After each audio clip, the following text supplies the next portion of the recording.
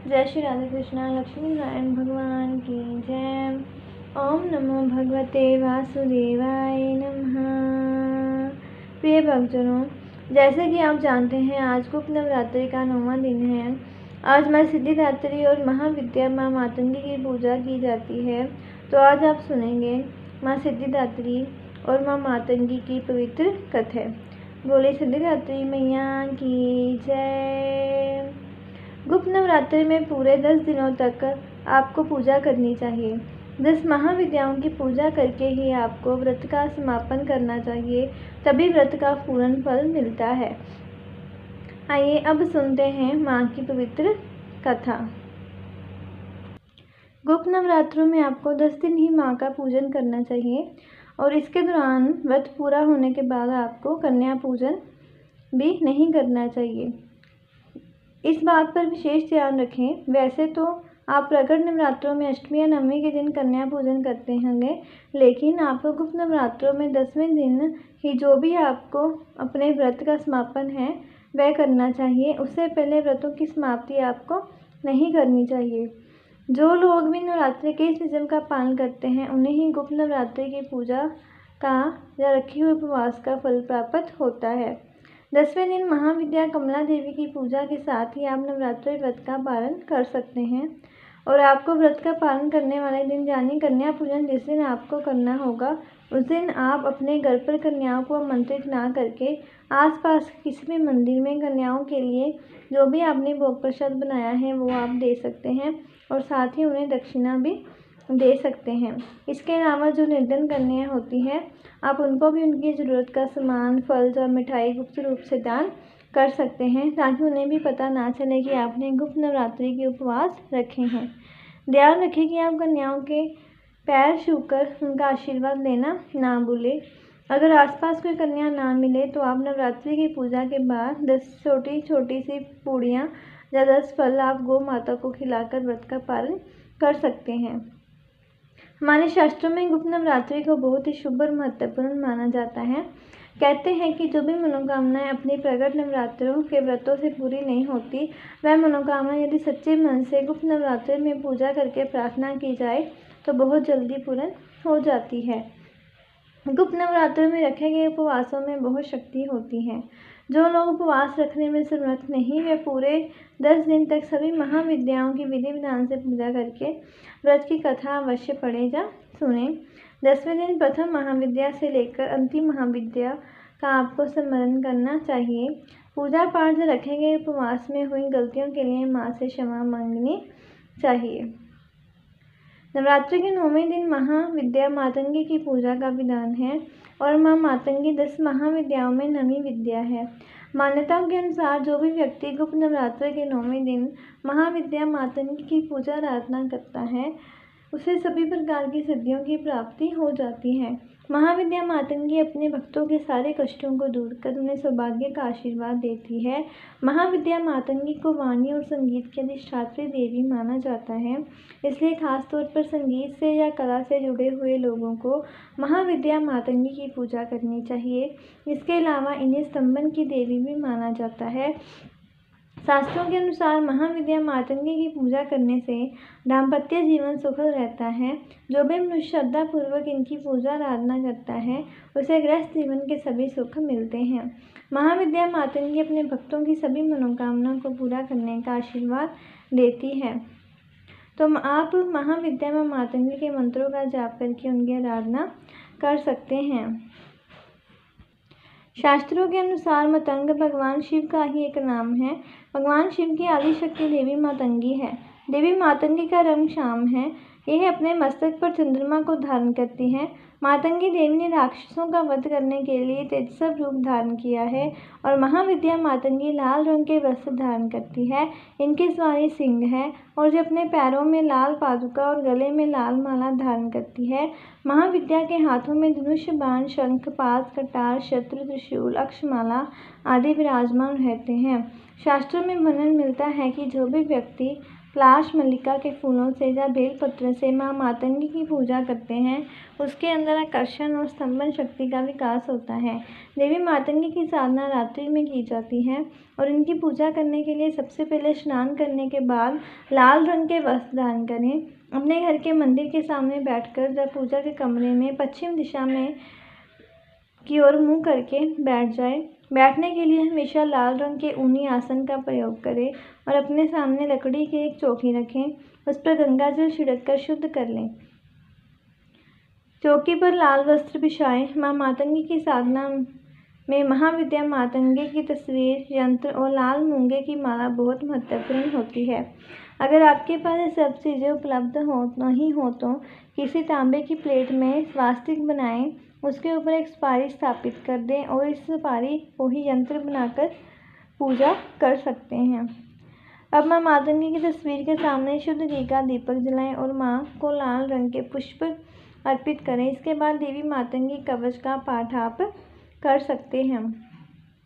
देवी मातंगी की साधना करते समय साधक को पूरी श्रद्धा और आस्था के साथ सभी नियमों का पालन करना चाहिए। इस प्रकार सच्चे मन से अगर आप माँ मातंगी की पूजा करते हैं तो आपका दुख दरिद्र दूर होता है और आपको सुख सौभाग्य की प्राप्ति होती है और धन धान्य की कोई भी कमी नहीं होती।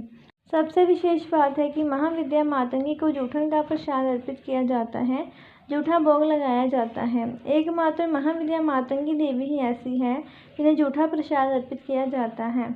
इस बात का ध्यान रखें, आप जो भी माँ को चाय, फल का मिठाई, सात्विक भोजन का, फलाहार का भोग लगा रहे हैं, उसे आप किसी भी छोटी कन्या को पहले खिला दें। छोटी कन्या आसपास ना हो तो किसी सुहागिन महिला को आप खिला सकते हैं या फिर आप गौ माता को खिला दें। उसके बाद आप मातंगी देवी को ये प्रसाद भोग अर्पित करें। पुरानी कथा के अनुसार मतंग ऋषि की पुत्री है माता मातंगी। एक बार भगवान विष्णु और उनकी पत्नी लक्ष्मी जी भगवान शिव तथा पार्वती जी से मिलने के लिए उनके निवास स्थान कैलाश शिखर पर गए। भगवान विष्णु अपने साथ कुछ खाने की सामग्री भी लेकर गए और शिव जी को उन्होंने वह सामग्री भेंट कर दी। भगवान शिव तथा पार्वती जी ने भोजन किया, लेकिन कुछ अंश धरती पर गिरा गया। उन गिरे हुए भोजन के भागों में से एक शामबन वाली दासी ने जन्म लिया, जो मातंगी नाम से विख्यात हुई। अन्य पुराणों में इन्हें मतंग ऋषि की पुत्री के रूप में जन्म लेने के कारण उनका नाम मातंगी पड़ा, ऐसा भी मानते हैं। महाविद्या मातंगी की सबसे पहले आराधना भगवान विष्णु ने की थी। वह भगवान विष्णु जी की आदि शक्ति भी मानी गई है। कहते हैं कि जब भगवान विष्णु द्वारा लाए गए भोजन में से भगवान शिव और माता पार्वती भोजन कर रहे थे, तो उस थाली में से जो भोजन का कुछ अंश धरती पर गिरा था, उसी जूठे अंश से मातंगी देवी का जन्म हुआ। इस कारण से माता को इस स्वरूप को हमेशा जूठन का ही भोग लगाया जाता है और इसी कारण से इनका एक नाम उच्चिष्ट मातंगिनी भी पड़ा है, यानी कि जिसे बचे हुए भोजन या जूठे का भोग लगाया जाता है। असल में देवी माँ के इस रूप को धारण करने का मूल उद्देश्य ये था कि संसार में जो भी छोटी और निम्न जाति के लोग हैं, उनकी रक्षा हो सके और उन्हें भी सम्मान मिल सके, सामाजिक स्थिति को सुधारा जा सके। क्योंकि एक बार ऐसे ही देवराज इंद्र ने चंडालिनी स्त्रियों को कैलाश पर्वत पर आने से रोक दिया था। हालांकि वह भगवान शिव और माता पार्वती की बहुत बड़ी भक्त थी, लेकिन इस प्रकार जीवन जीने के कारण और चंडालिनी होने के कारण उनको रोका गया था। तब माता ने मातंगी रूप में प्रकट होकर उन्हें अपना संरक्षण प्रदान किया, उनकी रक्षा की थी और देवराज को दंडित किया था। तब से उन्होंने सभी प्रकार के चांडाल, स्त्री शक्ति और शमशान में वास करने वाली ऐसी शक्तियों को अपने अधीन कर लिया, उन्हें जीवन प्रदान किया। उन्हें तंत्र की एक शक्ति के रूप में विकसित किया गया था। इसी कारण से चंडालिनी शक्तियों को माता के अधीन माना जाता है।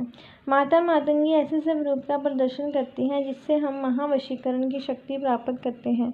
मातंगी देवी का स्वरूप माता सरस्वती के समान है, इसलिए माता सरस्वती की पूजा के समान ही भक्तों को लाभ मिलता है।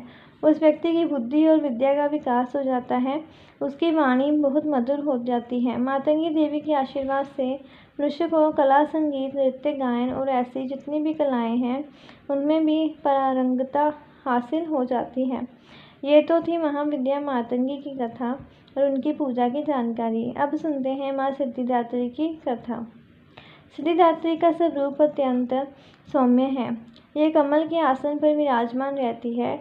इनकी 4 भुजाएं हैं। दाहिनी ओर की पहली भुजा में गदा और दूसरी भुजा में चक्र धारण करती है। माँ बाईं ओर की भुजाओं में कमल और शंख है। देवता, असुर, गंधर्व, किन्नर और मनुष्य सभी की पूजा करते हैं। अनिमा, महिमा, गरिमा, लगिमा, प्राप्ति, प्राम, इष्टव और विष्टव नाम की इनकी 8 सिद्धियां हैं और ये सभी सिद्धियां माँ सिद्धिदात्री की आराधना करने से और उपवास करने से बड़ी आसानी से प्राप्त की जाती हैं। माना जाता है कि भगवान शिव ने भी इन देवी की कृपा से ही तमाम सिद्धियां प्राप्त की और इनकी ही कृपा से महादेव का आधा शरीर देवी का हो गया था। इसी कारण से वह अर्धनारीश्वर रूप से प्रसिद्ध हो गए। पुरानी कथा के अनुसार जब सृष्टि के रचयिता भगवान श्री ब्रह्मा जी ने देखा कि जिस ब्रह्मांड की सृष्टि उन्होंने की है उसमें विकास की गति नहीं, उन्होंने देखा कि पशु पक्षी और मनुष्यों की संख्या में भी बढ़ोतरी नहीं हो रही।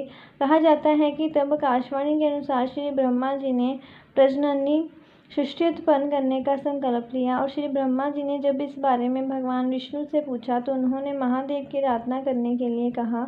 इसके बाद श्री ब्रह्मा जी ने शक्ति के साथ महादेव को संतुष्ट करने के लिए कठिन तपस्या की। ब्रह्मा जी की तपस्या से महादेव अत्यंत संतुष्ट होकर अर्धनारीश्वर रूप धारण करके उनके समीप गए तथा अपने शरीर में स्थित देवी शक्ति के अंश को अलग कर दिया। तब ब्रह्मा जी ने उस परम शक्ति की स्तुति की। ब्रह्मा जी की स्तुति से प्रसन्न होकर शक्ति ने अपनी भ्रुकुटी के मध्य से अपने ही समान कांत वाली एक अन्य शक्ति की सृष्टि की। तब उन्होंने हिमालय की पुत्री पार्वती रूप में जन्म लेकर महादेव से मिलन किया। भगवान शिव ने ब्रह्मा जी को प्रजनन सृष्टि के निर्माण के लिए प्रेरित किया करने के लिए उद्देश्य से अपना अर्धनारीश्वर रूप में दर्शन दिया था। लेकिन इनके सब रूप का एक अर्थ ये भी था कि स्त्री और पुरुष दोनों एक समान हैं, दोनों में किसी तरह का कोई भी भेदभाव करना गलत है। यही थी माँ सिद्धिदात्री की कथा। अब सुनते हैं दुर्गा मैया का चालीसा। नमो नमो दुर्गे सुखकर्णी, नमो नमो अम्बे दुखहरणी। निरंकार है ज्योति तुम्हारी, तिहूँ लोक फैली उजियारी। शशि ललाट मुख महाविशाला, नेत्र लाल ब्रकटी विकराला। रूप मात को अधिक सहावे, दर्श कर जन अति सुख पावे। तुम संसार शक्ति लैकीना, पालन हेतु अंदन धीना। अन्नपूर्णा हुई जगपाला, तुम ही आदि सुंदरी बाला। प्रलय काल सब नाशनहारी, तुम गौरी शिव शंकर प्यारी। शिव जोगी तुम रहे गुण गावे, ब्रह्मा विष्णु तुम्हें निक दयावे। रूप सरस्वती का तुम दारा, देश बुद्धि ऋषि मुनि बारा। धर्यो रूप नरसिंह को अम्बा, प्रगट भई फाड़ कर खम्बा। रक्षा कर प्रहलाद बचाओ, हिरणाकुश को स्वर्ग पठाओ। लक्ष्मी रूप धरो जग माही, श्री नारायण अंग समाही। शीर सिंधु में करत विलासा, दया सिंधु दीजे मन आसा। हिंगलाज में तुम्ही भवानी, महिमा अमित न जात बखानी। मातंगी और धुमावती माता, भुवनेश्वरी बगला सुखदाता। श्री भैरव तारा जगतारिणी, छिन्न बाल भव दुख निवारणी। कहरी वाहन सोहे भवानी, लांगुर वीर चलत अगवानी। कर में खप्पड़ खड्ग विराजे, जाको देख काल डर बाजे। सोहे अस्त्र और त्रिशूला, जाते उठ शत्रु है शूला। नगर कोट में तुम ही विराजत, तिहूँ लोक में ढंका बाजत। शुंभ निशुंभ दानव तुम मारे, रक्त भी संखन संहारे। महिषासुर नृप अति अभिमानी, यही अखबार मिहि अकुलानी। रूप कराल कालिका दारा, सेन सह तुम तही सहारा।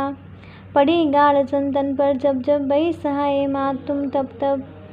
अमरपुरी अरुबा सब लोका, तब महिमा सब कहे अशोका।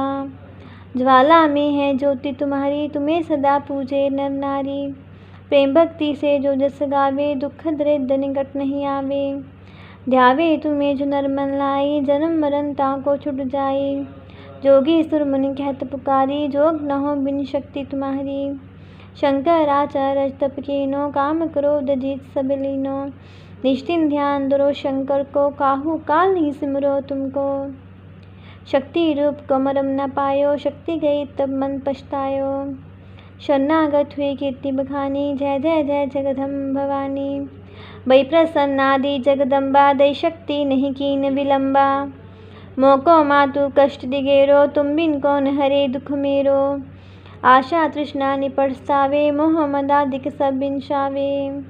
शत्रु नाश कीजिए महारानी, सिमरो इच्छित तुम्हें भवानी।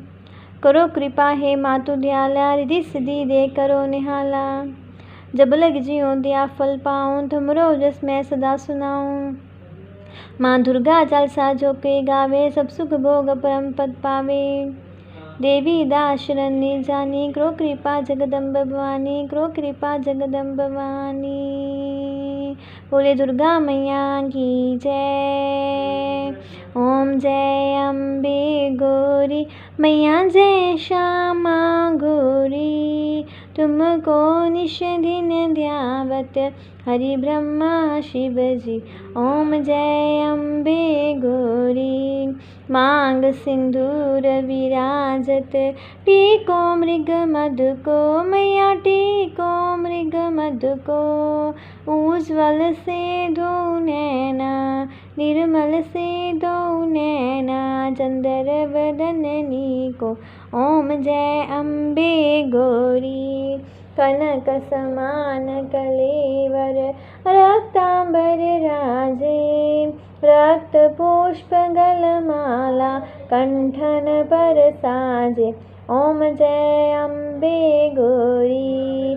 केहरी वाहन राजत, खड़ग खपर धारी मैया, खड़ग खपर धारी। सुर नर मुनि जन सेवत, तिनके दुख हारी।